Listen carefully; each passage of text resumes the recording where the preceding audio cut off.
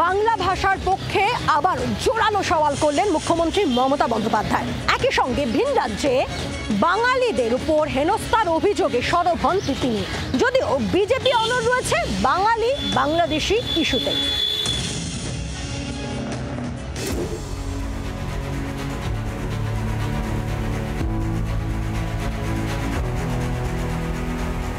চোদ্দই আগস্ট থেকে 14ই আগস্ট মাঝে পেরিয়ে গিয়েছে ঠিক 12 বছর। এক যুগ পার করল নারী ক্ষমতায়নে মুখ্যমন্ত্রী মমতা বন্দ্যোপাধ্যায়ের মস্তিষ্ক প্রসূত প্রকল্প কন্যাশ্রী।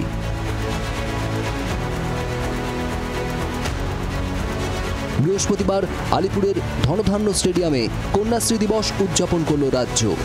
12 বছর পর এই প্রকল্প কতটা সফল, এদিন তার খতিয়ান দিলেন মুখ্যমন্ত্রী।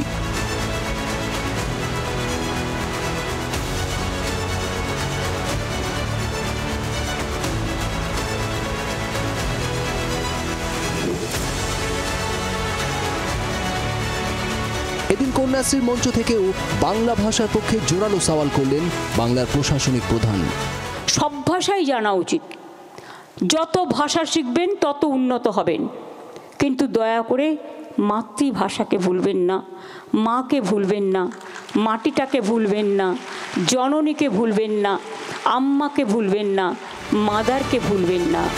সরব হলেন ভিন রাজ্যের বাঙালি হেনস্থার অভিযোগেও। আজকে তো ইংরেজিটাও ভালো বলে, বাংলা স্কুলেও ভালোভাবে ইংরেজিটা পড়ানো হয়। আগে ক্লাস 5 পর্যন্ত ইংরেজি বন্ধ ছিল, কিন্তু আমরা এসে আবার চালু করে দিয়েছি।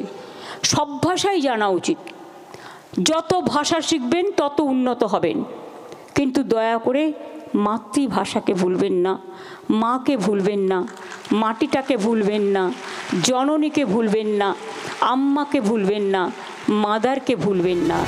তৃণমূলের বিরুদ্ধে পাল্টা অনুপ্রবেশকারীদের পাশে দাঁড়ানোর অভিযোগে সুর চড়ালো গেরুয়া শিবির।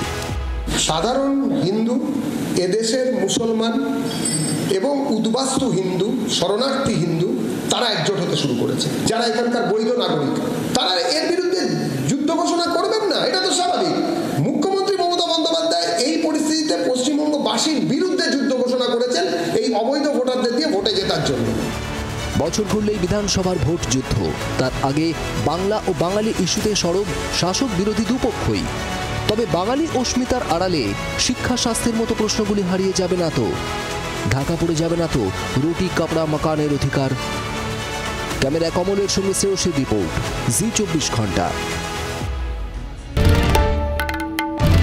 বাংলার আওয়াজ, বাঙালির আবেগ, জি24 ঘন্টা।